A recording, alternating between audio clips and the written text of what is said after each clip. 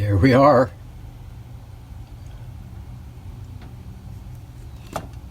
The push button assembly, subassembly, is extracted off the chassis. And here it is. That was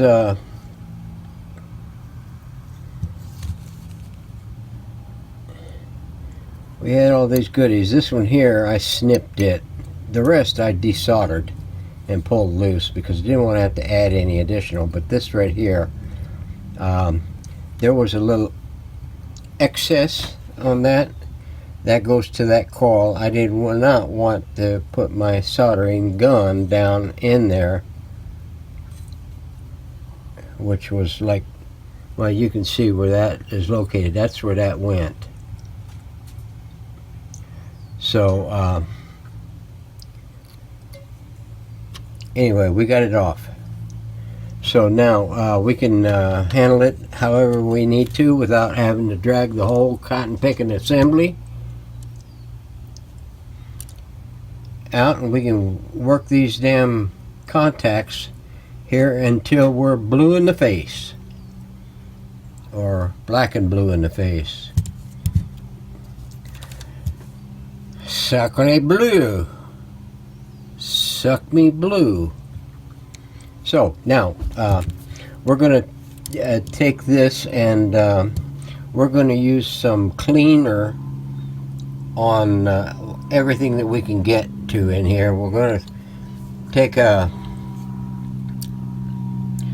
I don't know, we're going to take our pipe cleaners and reach in there and scrub a dub as much as we can with some cleaner, and then we'll use a little acid swab on there. We may even use a Q-tip and clean its ears out. I just don't want to get too much moisture around these coils if I can help it. But we're gonna scrub her up so that we can get some good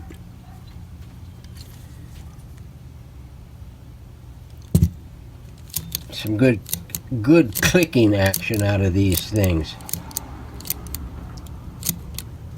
So hang on, and we'll get back. Okay, it'll be the third attempt at this. I think my phone's filling up and it's not saving the videos. So let's get this done and quick. I've got a little shim clipped out of about a 20-pound bond paper, printer paper, and it's about a 1/2 inch, 5/8 inch wide. And I got a couple of little chams on the corners, and I got it slightly half rounded a little bit, and I'm going to insert it in the widest part that I believe. Here is my damaged area right here. If you notice there,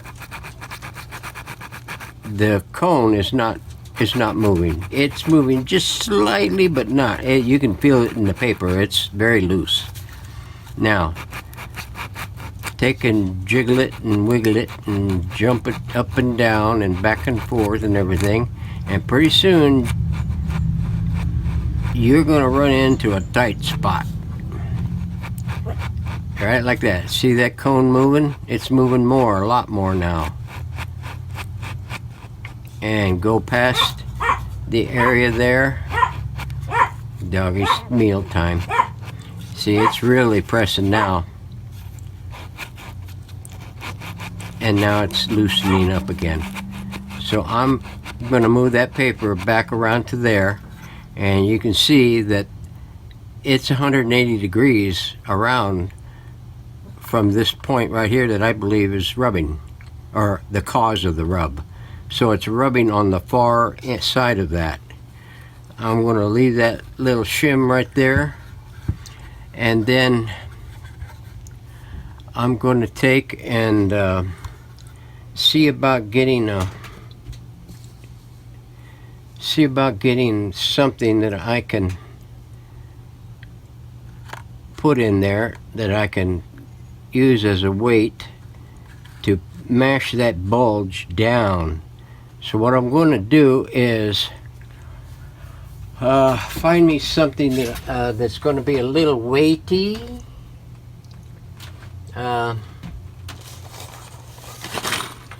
Here's something. Let's see if this here will do the trick.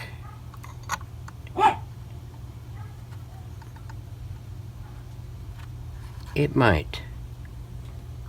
Yeah, it might. So what I'm going to do is I'm going to take a little water on my finger,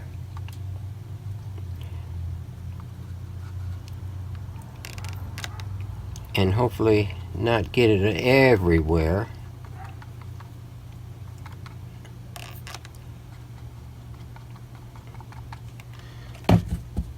And then I'm going to put this chinkawonky right there, and that right on top of it, and I'm going to let it sit there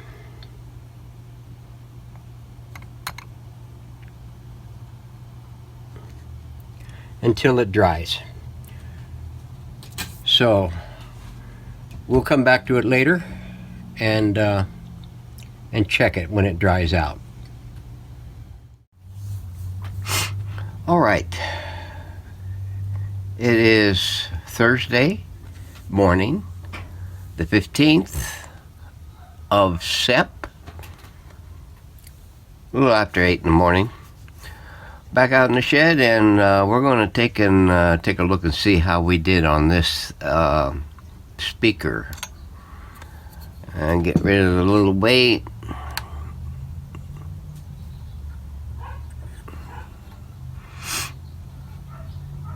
Now let's get some light. Try to get some light on it. Maybe some better light. There we go. Okay, you can see we left a little imprint right there, but it took a lot of the bulginess out of it. Hopefully it didn't put anything else into it. So we'll dress it a little bit on that. Now I ain't going to be able to test it right now because I got the chassis all taken apart with the push button stuff. We'll set this aside. Let's take this little shim out of it.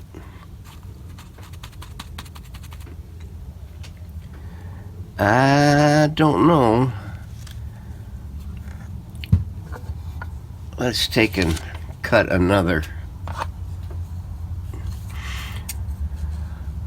Let's take and cut another shim and put in there and see.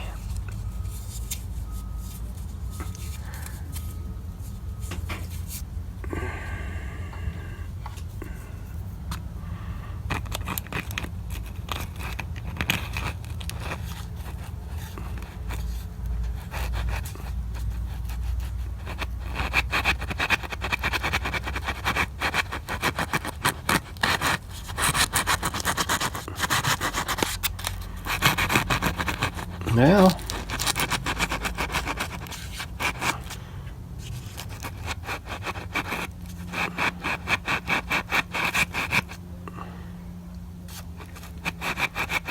it feels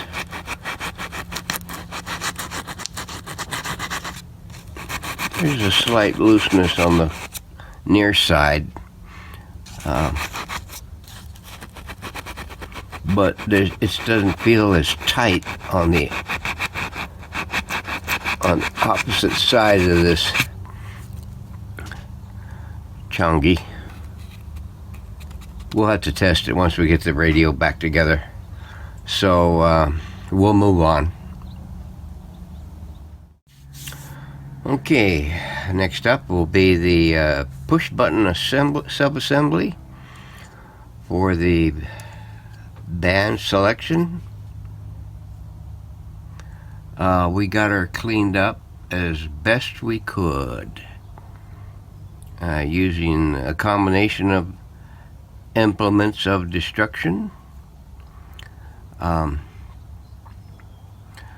Now, if you want to make your coils look nice again, any coils for that matter, whether it's an oscillator coil or an antenna coil and everything that's got muck and mire all over it, take and put a blow dryer on it. You can use a regular hair dryer. You don't need a heat gun. That's what I used on this one, was my old blow dryer that I used to use 30 years ago. And now I don't have any hair because I buzz my head. I don't shave it, but I buzz my head close with no attachment to the clippers.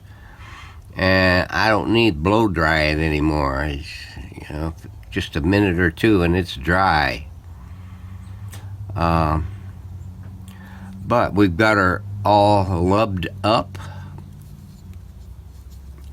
and let's turn this thing up here, see if you can hear this.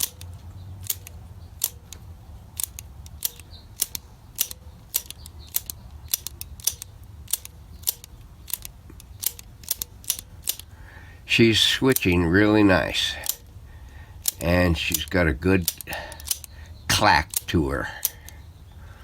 So I'm pretty sure this is going to do the trick as far as making good connections, so we get some good action on the shortwave on all bands for that matter. So let's see, we'll get the chassis up next. Okay, here's the chassis, all nice and clean and sassy.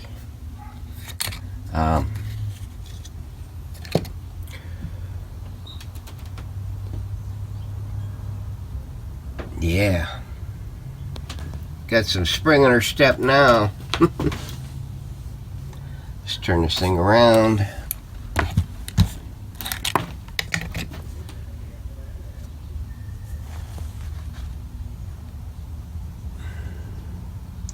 So now we'll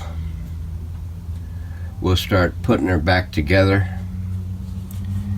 and getting some tubes in her and get her fired up and see if we still have a radio. So and hopefully I get it connected back correctly in the first attempt. So